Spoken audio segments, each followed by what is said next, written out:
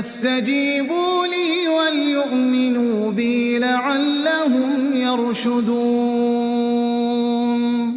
أحل لكم ليلة الصيام الرفث إلى نسائكم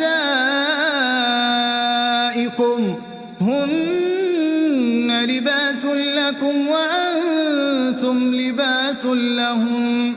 علم الله أنكم كنتم تختانون أنفسكم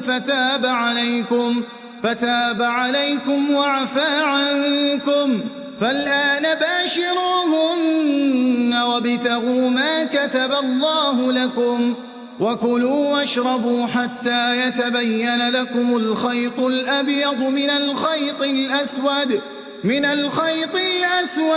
الفجر، ثم أتموا الصيام إلى الليل ولا تباشروهن